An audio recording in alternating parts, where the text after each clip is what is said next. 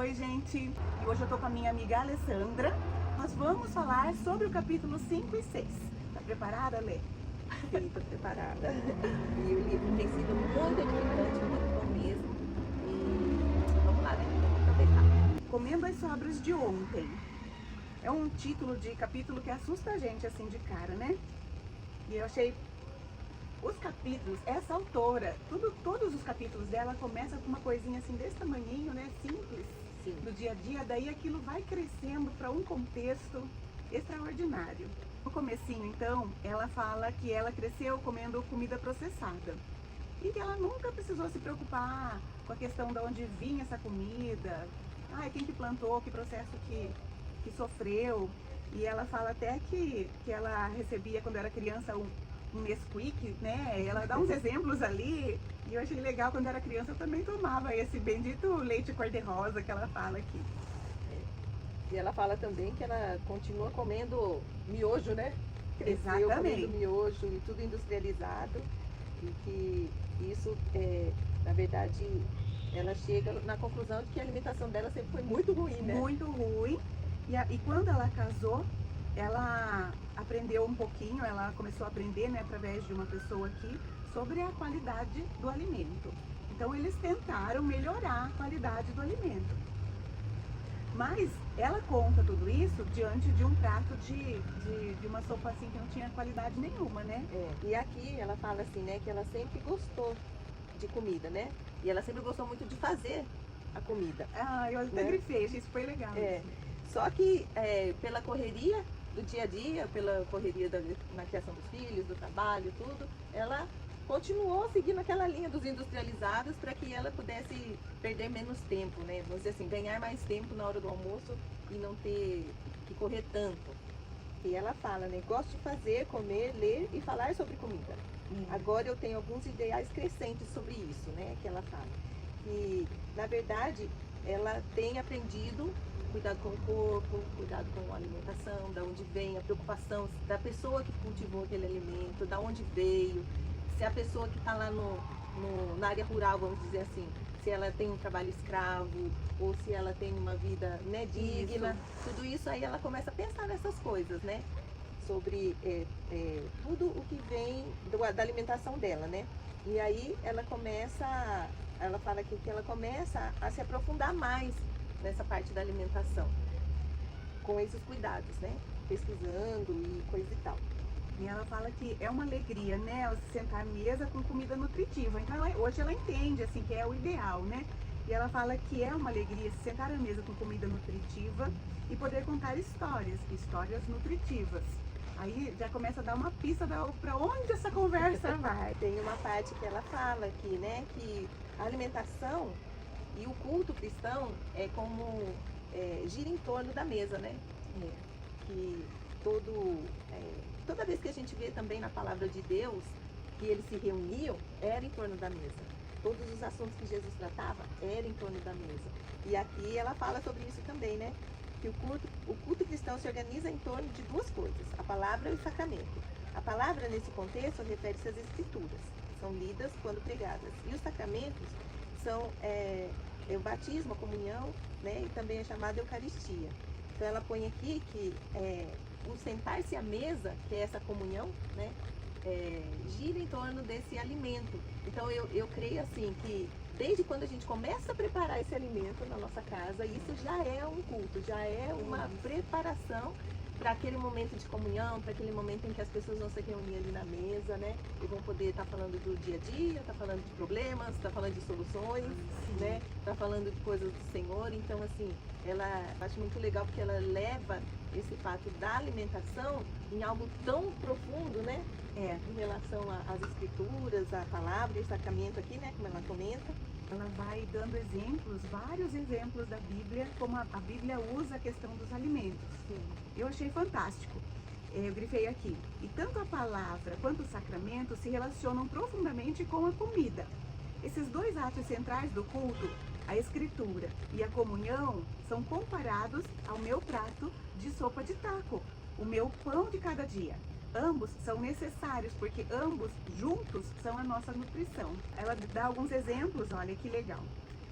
Na sua tentação no deserto, Cristo diz que não somos alimentados apenas por pão, mas por toda palavra que procede da boca de Deus. Mateus 4,4. Depois Paulo compara os ensinamentos de Deus a leite e comida sólida. 1 Coríntios 3,2. E na última ceia, Jesus diz para os seus discípulos comerem em memória dele. De todas as coisas que poderiam ser feitas em memória dele, Jesus escolheu uma refeição. Ele poderia pedir para os seus seguidores fazerem algo impressionante. Aí pensei comigo, é mesmo, né? Podia fazer uma coisa bem grandiosa, como ela diz aqui. Ou Sim. místico, escalar uma montanha, jejuar por 40 dias, ou uma viagem alucinante em tendas do suor. Mas ele acaba escolhendo o ato mais ordinário, comer, por meio do qual ele estaria presente ao seu povo, para o seu povo. Ele diz que pão é o seu corpo e o vinho é o seu sangue. Escolhe pão e vinho ignoráveis e comuns, medianos e abundantes. Tanto a palavra quanto o sacramento são dons dados por Jesus, que ele chama de pão da vida. Então a palavra de Deus e a ceia do seu povo, eles precedem a manifestação da presença de Cristo. Então assim, a gente não dá muito valor à hora da refeição, porque o nosso dia é corrido e quando entra na rotina do dia a dia, a gente acaba atropelando isso, né? Vai fazendo Come no com pressa, faz tudo automático. com pressa, quer fazer o mais rápido possível e a gente perde esse momento. Esse momento onde todos podem se assentar à mesa, né? Que deveria ser assim. Sim. Os mais antigos, meu pai, por exemplo, como a gente não tinha toda a semana juntos, domingo era o dia que reunia toda a família, né? Então, assim, eu vejo que os mais antigos, eles tinham mais esse costume de sentar-se à mesa e ter aquele momento de comunhão com a esposa, com os filhos, né, com a família. Dá esse valor, né? Em João 6, Jesus lembra aos seus ouvintes que eles receberam o maná, o seu pão diário, como um dom do Pai. Mas ele não é suficiente para nutri-los espiritualmente. Eles ainda morreram. Mas Jesus promete que aqueles que comessem o pão do céu teriam alimento eterno e não morreriam. Então, assustando os seus discípulos, ele diz que esse pão do céu é a sua própria carne e os chama para se alimentarem dela, como se fosse verdadeira comida. Cristo é o nosso pão e nos dá o pão.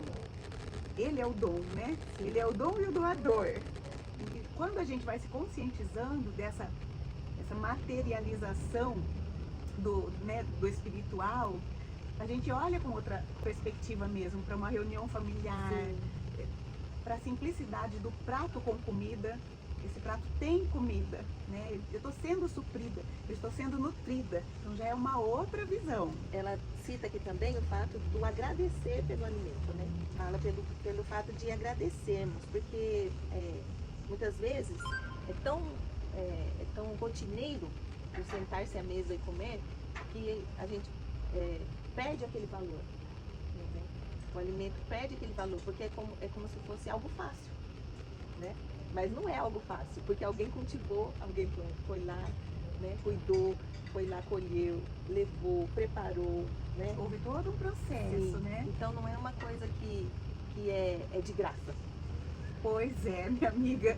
Custou Olha o só. preço. Custou o preço. Ai, que maravilhoso. Página 92.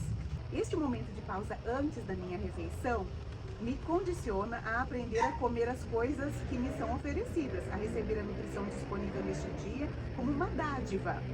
Quer seja abundância extravagante, sofrimento doloroso ou simplesmente um entediante prato com as sobras de ontem. E ainda assim, aquela refeição comum e esquecível me nutriu. Ela diz que tem refeições que são muito boas e ela lembra, e refeições que são muito ruins e ela lembra também. Mas as milhares de refeições no meio disso são refeições esquecíveis, né? Que ela não vai lembrar. Ela não lembra o que ela comeu na quarta-feira da semana passada. Porém, essas refeições nutriram ela e fizeram com que ela chegasse até aqui. Então, ela começa a comparar com a nutrição espiritual. Não paramos de precisar de nutrição. A nutrição vem normalmente com uma sopa de tacos, abundante e ignorável. Minha subcultura evangélica tende a focar em entusiasmo, paixão e risco. Quando ela fala assim, tende a focar em entusiasmo, paixão e risco, a gente pode comparar, nós vivemos assim, como que a gente pensa num culto maravilhoso? Né, ou pensávamos, aquele culto onde vai ter muita coisa diferente acontecendo, ou que a gente pode considerar manifestação do Espírito Santo, e pode não ser, pode ser barulho, pode ser um louvor muito diferentão. Então a gente, assim como o corpo deseja às vezes um alimento que nem nutre a gente, mas é gostoso, ele derrete na boca, ele tem um sabor extraordinário, a gente pode ser levado a desejar cultos assim, extraordinários, extravagantes, e que muitas vezes não tem a nutrição necessária. Ela fala aqui que muitas vezes os evangélicos, né, nós evangélicos, chegamos num ponto que acaba sendo que a gente herda uma fé que ela é ligada a muitas formas, né? Que ela fala aqui, ó, foi formada e moldada pela ideia de uma experiência religiosa mercadológica. Então, assim, é como se a nossa fé, ela precisasse ser fabricada, né?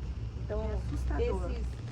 essas empolgações, vamos dizer assim, no culto, como você falou, coisas que levam o nosso, numa empolgação que não é às vezes uma realidade, né, daquilo que deveríamos estar sentindo. Então, é algo que é facilmente fabricado. Fabricado. Mexe com as emoções, trata com os nossos desejos carnais, mas espiritualmente não acrescenta nada. Que entra nessa parte da nutrição que você fala. Às vezes, culto após culto, vem sendo fabricado essa empolgação, esse mover todo, mas não alimenta nosso espírito, né? Onde a fé vai perdendo as forças, ela vai ficando mirrada, né? É um alimento não nutritivo. Um dos primeiros pregadores evangélicos escreve o seguinte: olha só, que absurdo, né? Mas faz parte de uma realidade. Caridade, pregação e jornalismo andam juntos para criar uma poderosa configuração, uma celebridade religiosa capaz de criar um novo mercado para a religião. E depois, ali um pouquinho mais para frente, ela explica ela fala de um pregador que ele colocava nas pregações dele vários efeitos de som, de imagens. Sim. E as pessoas ficavam encantadas com isso. Ao invés do foco do culto estar no que nutre, a saber, a palavra e o sacramento, o foco se tornou no que vende. Empolgação, aventura, uma experiência espiritual calorosa e impressionante. A experiência individual da adoração, uma noção subjetiva de seu encontro com Deus, se tornou a peça central da vida cristã. Mais para frente, ela cita C.S. Lewis, o livro de Nárnia, que ela coloca aqui, ó, podemos ser como os anões nas crônicas de Nárnia, que tem um banquete delicioso diante deles, mas que por causa de uma maldição, eles confundem a uma comida nojenta e nada saborosa, talvez envenenada. Isso. Ela cita isso quando ela fala que podemos reagir aos cultos solenes.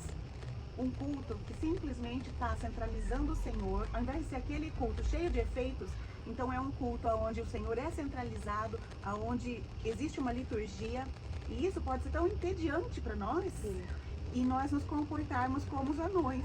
Estamos diante de um banquete, mas a gente não se aproxima, porque a gente é iludido, né? Sim. Com o tédio, com a falta de interesse para aquilo. Depois ela comenta aqui que nós devemos responder, ela coloca assim, ó, como devemos responder quando a palavra nos parece desconcertante, seca, chata e sem brilho?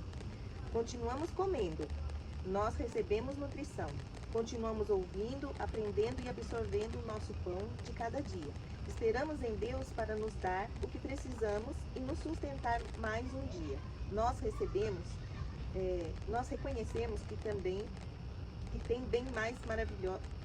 Nós reconhecemos que tem bem mais maravilhas nesta vida de adoração do que temos olhos para ver ou estômagos para digerir.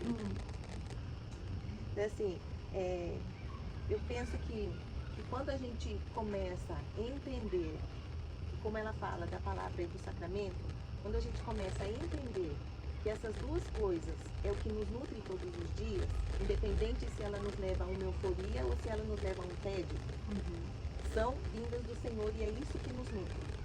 Então, essa nutrição é algo que ela é Vagarosa. mas ela é extremamente essencial para a nossa vida. Nossa postura deve ser continuar comendo. Ai, que lindo, meu Deus. Eu amei isso que você falou, porque os dois acontecimentos para um culto, os dois são importantes, né? Porque ela se refere aqui a uma questão comercial praticamente de culto, né? E que a gente sabe que é realidade. Hoje em dia a gente sabe mais do que nunca porque está escancarado, né? Acaba acontecendo alguns escândalos que vêm à tona. Mas sempre houve, né? Desde sempre houve esse tipo de interesse comercial. Mas é bom a gente deixar bem claro que um culto que o Senhor derrama da sua graça com muita alegria é um culto legítimo, é um Sim. ajuntamento legítimo do Senhor e para o Senhor, né? Então, nossa, meu Deus, que isso nunca seja descartado, né? E ao mesmo tempo ela diz aqui que as refeições esquecíveis me moldam e me formam. Que é o que você falou, sobre a gente ter paciência, que é devagar, mas aquilo vai nos moldando, nos formando e criando novos hábitos. Na página 97, ela fala que hábitos moldam os nossos desejos. No primeiro parágrafo, né? Hábitos moldam os nossos desejos. Eu desejava mais miojo japonês do que uma comida boa e nutritiva. Porque, com o passar do tempo, eu me ensinei a ansiar por certas coisas e não por outras. Da mesma forma, ou sou formada pelas práticas da igreja para ser uma adoradora, que pode receber toda a vida como uma dádiva, ou sou formada, inevitavelmente, como uma mera consumidora e até mesmo de espiritualidade.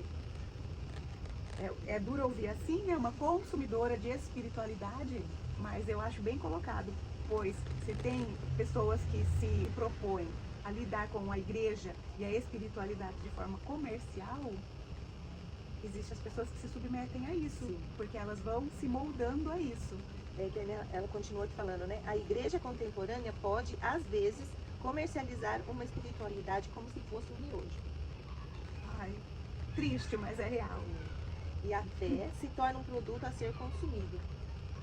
E o Senhor fala que a nossa fé, ela cresce, né, de acordo com as nossas provações, né?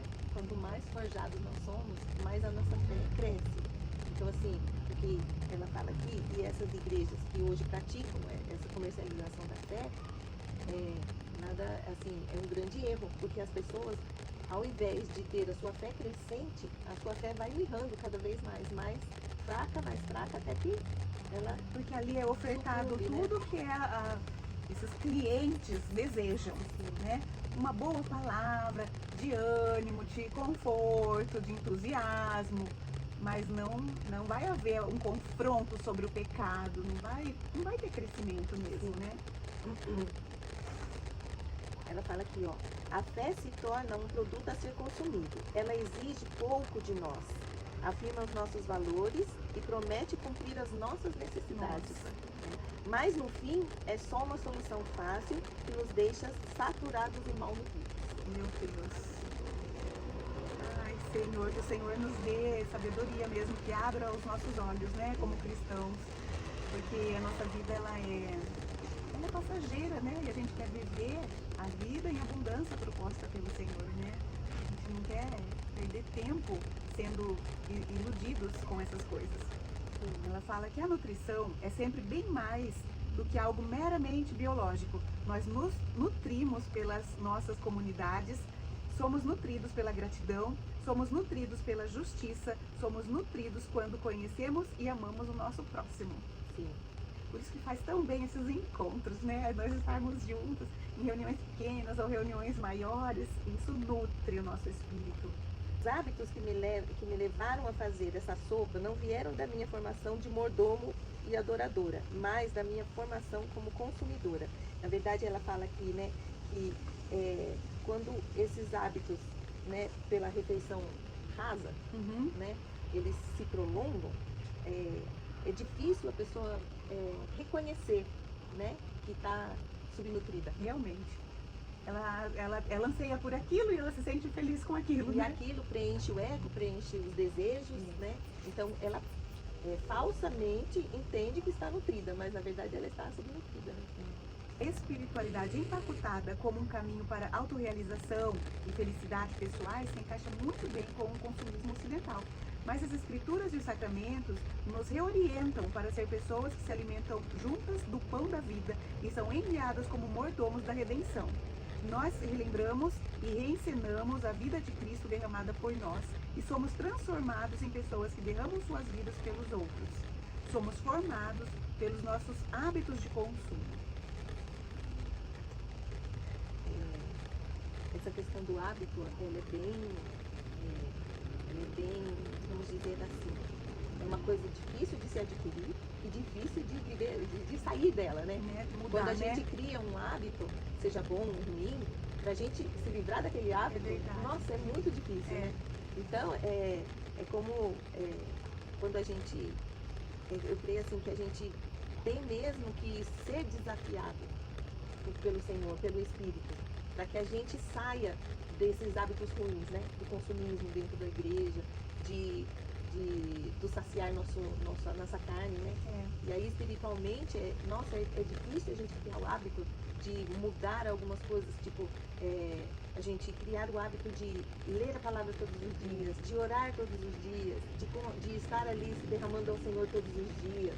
Nossa, esse hábito é difícil da gente cultivar.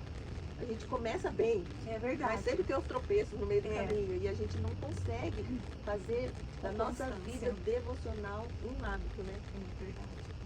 E ela coloca aqui essas questões vindas de lideranças religiosas, mas pode acontecer o inverso, né? Do pequeno para o grande. Ela coloca assim, lá do líder, dessa visão para os pequenos fiéis ali, né? Mas pode acontecer de nós para cima.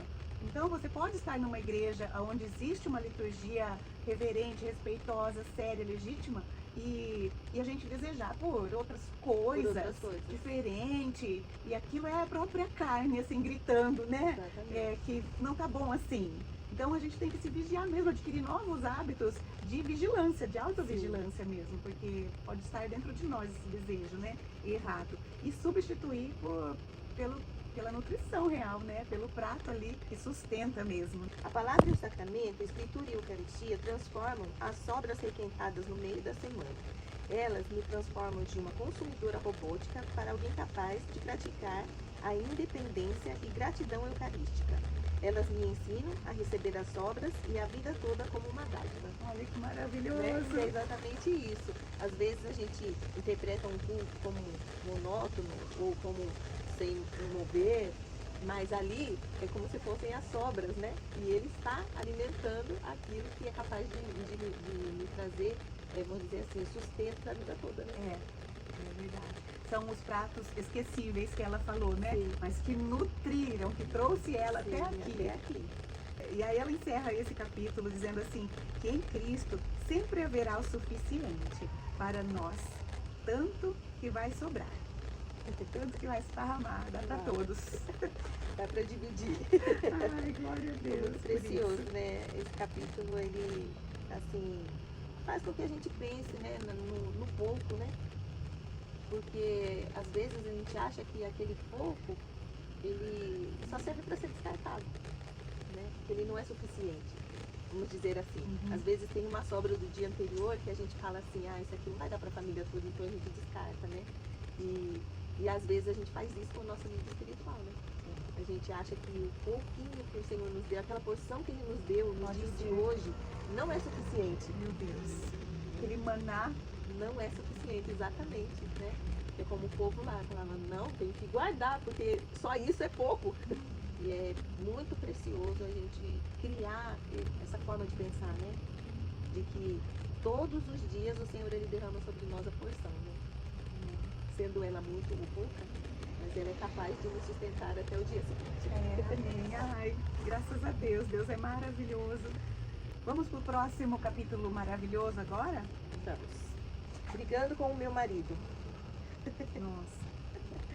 Passar a paz e a obra cotidiana da Shalom. Eu coloquei aqui que, na verdade, e foi muito precioso isso que ela apontou aqui, que o fato dela começar a discutir com o marido nada mais era do que a vamos dizer assim, na verdade ela estava expondo, né? E quando a gente discute, a gente não está discutindo o fato em si, mas por trás daquele fato existem muitas outras coisas. Pode né? se autoanalisar, é isso. Ela colocou aqui, ó, que na verdade nós estamos discutindo sobre os nossos medos, né? Sobre as nossas ansiedades, identidades, esperanças, né? Estamos discutindo realmente sobre coisas de dentro de nós, não o fato em si. É verdade. O fato ele só é um pretexto. Realmente. né? E isso achei muito legal, que ela coloca assim, ó, que a realidade das nossas limitações e das nossas incapacidades, né, é que fazem com que as nossas discussões sejam muitas vezes não resolvidas, né? Acaba-se, vamos para lá, outro para cá e não se resolve o fato em si. Porque a discussão, ela é uma pontinha do iceberg, né? O problema tá ali embaixo, tá escondido. E a própria pessoa, ela às vezes nem sabe, com certeza ela não sabe lidar com aquilo e por isso acaba tendo esse atrito, né? E às vezes ela nem tem o conhecimento daquilo. Então foi legal mesmo como ela colocou aqui. Eu achei muito legal também a maneira como ela foi falando, porque ela colocou aqui brigando com o meu marido. O marido, sendo a pessoa mais próxima, ele é a primeira pessoa a que a gente vai ali, né? Se estressar. Nós também é a pessoa mais próxima para ele, mas sobra para todo mundo que é próximo, quer dizer, é para sua casa. Porque ali você tem mais liberdade, né? Então você vai querer corrigir uma coisa que você não está gostando. Então, os filhos, isso acontece com os filhos, de nós para os filhos, dos filhos para nós. Eles também às vezes enchem o saco da gente, a gente não está achando motivo nenhum, mas eles não estão bem, né? E isso foi mexendo bastante comigo, porque quando ela fala assim, eu sou uma pacifista que grita com o meu marido, eu fiquei envergonhada. Eu nunca gritei com meu marido, graças a Deus, olha que legal, né? A gente nunca gritou um com o outro, mas tem hora que a gente fica com raiva um do outro, né? E aí a gente reclama, bate o pé, faz birra, né? E às vezes o outro também retruca do mesmo jeito, ou tem paciência, né? Mas eu nunca me comportei assim, com essas criancices, com essas malcriação, com outra pessoa fora de casa. Pelo contrário. E eu sempre desejei ser uma pacificadora, ser uma pessoa, assim, do bem, né? Uma pessoa do Senhor. Então, quando ela fala assim, você ora pela paz mundial, pela paz em Israel. Não fala de Israel, mas como é um fato recente, né? Você ora pela paz na sua cidade, pela paz no Brasil, em Israel, pelo mundo. Mas dentro de casa, eu tô falando com as minhas palavras, ela não fala assim, é uma linguagem brasileira. Dentro de casa, você tira a paz da pessoa que está ali. E quando o marido da gente, ou a filha da gente, nos chama atenção para um comportamento da gente que não tá legal, a gente não quer aceitar. E, coincidência ou não, enquanto eu estava nesse capítulo, mais ou menos, eu me comportei assim, era uma coisa que eu tinha falado e o Marcos não entendeu, e daí aí houve um estresse, porque daí ele não entendendo, a gente desencontrou um negócio, um compromisso, alguma coisa. E eu fiquei na minha cabeça, mas como que não entendeu? Eu falei assim, revivendo os detalhes. Até que o Espírito Santo parece que fez eu cansar daquilo na minha própria mente. E daí eu falei, nossa, mas ficar nesses detalhes pra quê? E lembrei da paciência que ele teve comigo, me corrigindo em amor. E quanto isso era precioso pra mim, pra eu me tornar a pessoa melhor que eu desejava ser. Aí eu vi que ele faz um papel tão importante, tão de Deus na minha vida, quando ele me corrige em algumas coisas dentro de casa. Então, foi uma chave que virou. E foi bem importante para mim, porque ela coloca aqui que primeiro você vai procurar ter a paz, resolver os conflitos, ter a paz no seu menor núcleo, que é ali dentro da sua casa. Sim. Depois você vai procurar viver assim num núcleo maiorzinho, né? No seu trabalho, na sua comunidade. E aí isso vai expandindo. E a prática, a realidade muitas vezes é o contrário. Quanto mais distante, quanto maior o núcleo, mais você representa ou até acredita de fato, ele está exercendo essa paz, esse relacionamento de paz. Mas quanto mais íntimo, vai mudando, né, a face daquilo. Aí ela coloca, né, alguns comportamentos aqui, né, como assim, né, que ela fala, né, que o fato que às vezes ela fica irritada porque ele jogou a camisa no chão. Aí ela fala, mas não é porque você jogou hoje, mas é porque você, as 300 vezes que você já jogou, né? É. Depois ela comenta aqui, né, que a discussão acaba tomando uma rotina, né, que aí vai se tornando um padrão, né? Um é sarcástico, o outro ignora, né? E aí esse conflito ele vai tomando cada vez uma proporção maior, né? Só que nunca se chega a uma resolução, porque os Vai dois virando um hábito, um padrão. os dois assumem posturas que é impossível de se lidar com a situação, né? Então ela fala assim que essa shalom, né, de Deus e essa paz, ela tem que ser de dentro mesmo. E se eu não tenho essa paz dentro de mim, vai ser impossível eu conseguir ter essa paz com você. E a gente cultivar essa shalom de Deus como algo a ser alcançado primeiro dentro de nós. Nesse pequeno núcleo, você e Deus. Fala aqui, né, na página 107, a verdade é que eu me dou muito bem com a maioria das pessoas. Quando entro em conflito com alguém, é normalmente com aqueles que eu mais amo. A luta para amarás o teu próximo se testa mais frequentemente em minha casa, com o meu marido ou as crianças. Quando estou cansada, teimosa e desencorajada num dia ruim, eu só quero ficar sozinha. Esse fato do ficar sozinha, eu acho que é onde a gente consegue assimilar essa paz e pensar nos nossos erros, que nem você falou, né? Que você ficou pensando o quanto o Marcos é importante, né? Então, assim, eu acho que quando a gente, como ela fala aqui, ó, querendo ficar sozinha, quando a gente se retira e fica sozinho, a gente consegue ter esse tempo de apaziguar nossa alma, os nossos sentimentos. A gente consegue dar voz ao Espírito Santo, que nos leva, né? Ó, você errou aqui, ó, aquilo lá que não foi legal, né? Então eu penso assim que esse ficar sozinho é uma ferramenta que a gente tem para alcançar essa paz, né? Primeiro dentro de nós e depois para a gente poder externar isso, né? E quantas pessoas não conseguem ficar sozinhas, né? Tem muita dificuldade. Fogem, né? Dessa solitude, né? Fogem de ouvir a si própria, silenciar a mente, para dar espaço para o Espírito Santo, né? Se a mente muito barulhenta, você não consegue discernir a doce e suave voz do Espírito Santo. Aí ela vem um pedaço falando sobre esses trabalhos voluntários, né? Cita um amigo, né? Que trabalha com pessoas de situação de risco, né? E que ela fala aqui, ó, que agora sou um pouco mais velha, além de esposa e mãe. A visão radiante do reino de Deus continua incrivelmente atraente para mim.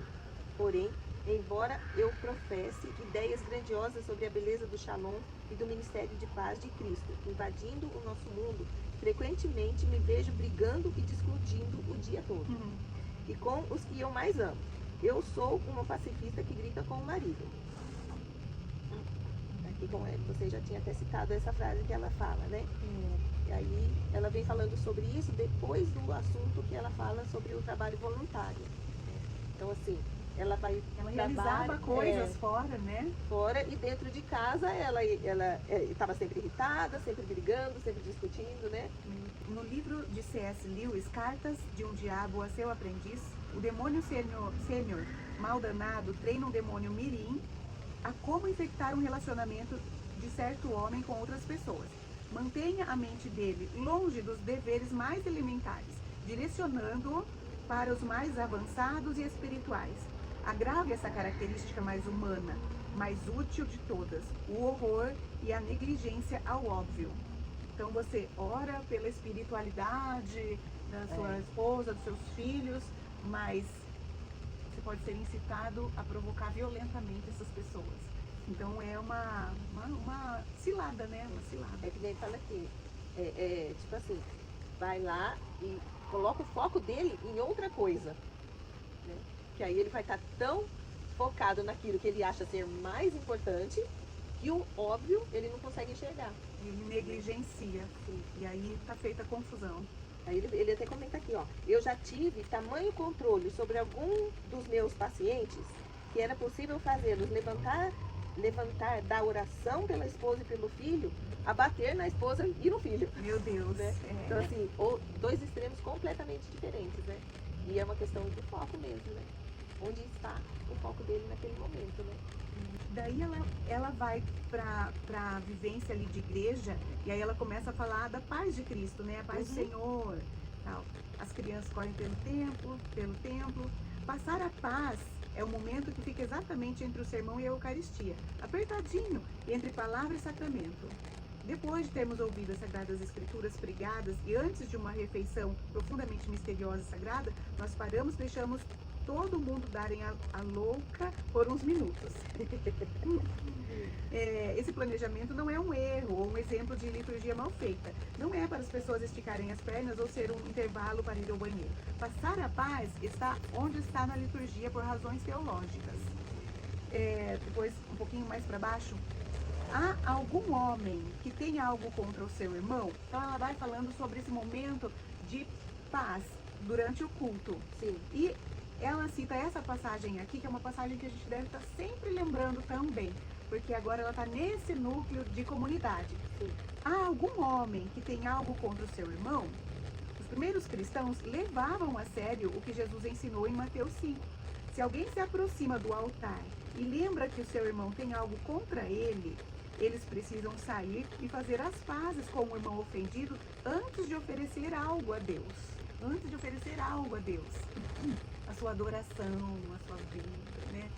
E isso tem que ser levado muito a sério. Então, é dentro de casa, é na comunidade, é um fundamento, né?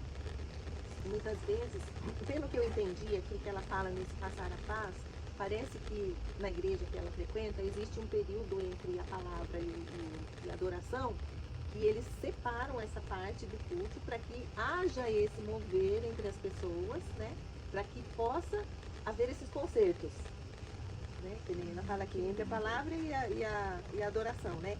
Então eu creio assim que é exatamente que nem ela falou aqui, né? Para as pessoas saírem a louca, né? Tipo assim, elas colocarem para fora realmente aquilo que tá causando separação, né? Divisão ali do corpo de Cristo, porque se eu não estou bem com você, como é que eu vou poder estar recebendo a palavra do Senhor, sendo que meu coração está cheio de outras coisas? Então, pelo que eu entendi, seria um tempo mesmo separado ali dentro da liturgia que as pessoas tinham para se reconectar. Maravilhoso, né? Que gostoso. E às vezes a gente até vê a gente fazer algo assim, tipo, ora com o seu irmão, procura o seu irmão. É uma oportunidade. Esse momento, né? É uma oportunidade que muitas vezes a gente tem de realmente ter esse momento de concerto, né? Mas no nosso contexto, na nossa forma de vida hoje, esse momento ele é bem difícil, né, de fluir. É bem difícil de, vamos dizer assim, da gente ver realmente isso acontecer, né? Questão de mentalidade, Sim. E até maturidade, crescimento, né, espiritual, né? O Senhor vem abrir nossa mente mesmo, né? Abrir nossos olhos espirituais para que Ele nos dê ousadia para obedecer a sua palavra. Nesses detalhes também, porque um momento assim onde você procura um conserto, você vai se humilhar. E às vezes você se acha, ou realmente de fato, você é vítima de uma situação. Sim. Mas você pode dar o primeiro passo e se humilhar. Deus honra, né? E quão profundo é isso, né? Porque as duas partes precisam estar abertas para que isso aconteça, né? É lindo. E Deus, nossa, Deus, Ele dê muita graça em atitude assim, né? Eu gostaria demais que as pessoas valorizassem mais essa prática. Sim. Mas é só o Senhor mesmo, né? Ela fala aqui, ó, passar a paz se encaixa no nosso dia, principalmente nos momentos pequenos e invisíveis em que vivemos juntos, buscando amar as pessoas que são constantes a mobília das nossas vidas.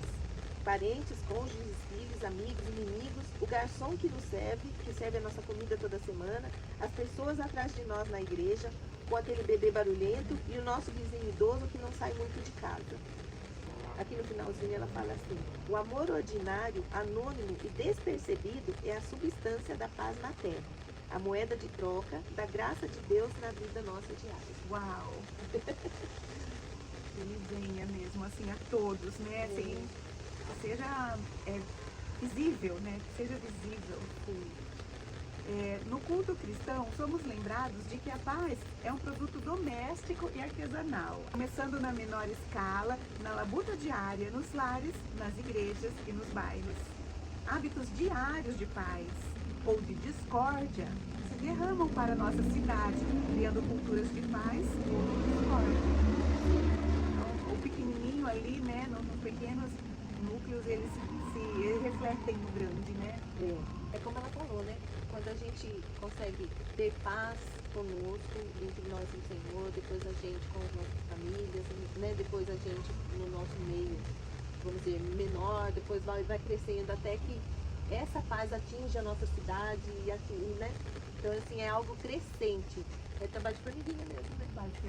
E é perceptível, né? Porque por que quando a gente está numa cidade, a gente sente parece que as pessoas elas são de um jeito, a gente consegue dar uma generalizada, cada pessoa tem sua personalidade, mas a gente consegue generalizar as pessoas de uma cidade e generalizar as pessoas de outra. Pelo um reflexo né? disso, Pela né? Como somos recebidos, a forma como, né? Somos Tem tratados. casos até famosos, né? Dependendo do estado, assim, a gente já fala, né? Esse povo desse estado é receptivo demais, né? E assim por diante. E aqui grifei uma frase bem pequenininha, mas e quando buscamos a paz, começamos onde estamos. Então, você não precisa entrar lá no trabalho voluntário para procurar a paz. Você começa aqui e agora. Onde está? Aqui na página 113, ela fala assim, ó: cada vez que fazemos uma pequena escolha pela justiça, compramos de um comércio justo, buscamos compartilhar ao invés de acumular, estendemos misericórdia aos que estão ao nosso redor, a generosidade aos que discordam de nós, ou dizemos eu te perdoo, nós passamos a paz onde estamos do jeito que podemos. E Deus pode pegar essas coisas ordinárias para, como peixe e pão, abençoá-las e multiplicá-las. Ele pode fazer histórias revolucionárias a partir da pequena. Ele pode mudar o mundo por meio de comerciantes que servem chá sem açúcar. Ai, que lindo!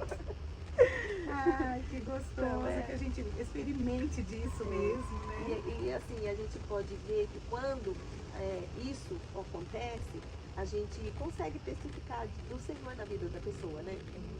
Quando ela lida com justiça, quando ela lida com misericórdia, quando ela lida com amor, né? Algo diferente a gente vê. A gente vê mesmo. É nítido. Passar a paz de todas as formas que pudermos, no lugar e na esfera em que Deus nos chamou, não é uma prática radical, nem uma prática ordinária. É meramente uma prática cristã. Uma que cada um de nós precisa habitar diariamente. Biblicamente, não há separação entre crentes radicais e ordinários, né? Ela fala assim, ó: mas também precisamos aprender a seguir Jesus neste mundo de segunda a sexta. Criar filhos, cuidar dos nossos vizinhos, poupar dinheiro, lavar as roupas, viver os nossos dias responsavelmente, com estabilidade, generosidade e fidelidade. Muda tudo, né? A paz de Cristo nunca é uma paz barata. Ela nunca é uma paz superficial, ou que faz vista grossa para o mal cometido. Não é uma paz que dá uma de legalzinho, que nega as feridas ou que evita o conflito. Nunca é uma paz falsa ou que ignora a justiça. É uma paz que é honesta e dura de seguir, que fala a verdade e busca a justiça, que custa algo e que leva tempo. É uma paz que oferece reconciliação. Não podemos buscar a paz com a nossa própria força. Isso realmente é uma grande verdade, porque às vezes a gente tenta reconciliação pela força do nosso braço, a situação fica pior ainda, né? A gente tem que analisar mesmo, a gente tem que buscar no Senhor. Buscar no Senhor e aguardar, né, o tempo dele, porque às vezes a gente vai no ímpeto de querer consertar algo que não é no tempo. E acaba ficando uma situação pior do que estava antes, né? Aqui embaixo ela fala assim, ó, mas Deus nos reconciliou consigo mesmo. Ele traz essa reconciliação e paz a cada esfera da vida. Ele está levando a paz às ruas da cidade, nos desertos, às fazendas, aos subúrbios, à minha cozinha. Ele está nos reconciliando consigo mesmo, com o outro e com a terra. Maravilhoso. Então é uma obra do Senhor mesmo, né? Que essa reconciliação é algo que realmente só o Espírito, né, consegue mover genuinamente. Porque às vezes a gente até fala, eu perdoo, mas ainda lá no fundo, nosso coração ainda está ferido e endurecido, né? Mas já é um passo. Um posicionamento, né, na direção certa. Aí ela vai concluindo que nós somos pessoas briguentas, mas Deus está nos reformando para sermos pessoas que nos nossos momentos ordinários estabelecem o seu reino de paz. Crer nisso é um ato de fé. É preciso fé para crer que a nossa fidelidade pequena diária pode produzir fruto. É preciso fé para crer que abaixar as armas na cozinha tem algo a ver com a paz cósmica da Terra. É preciso fé para crer que Deus está nos tornando novas pessoas lentamente por meio do arrependimento e somos capazes de dizer ao mundo por meio das nossas vidas a paz de Cristo.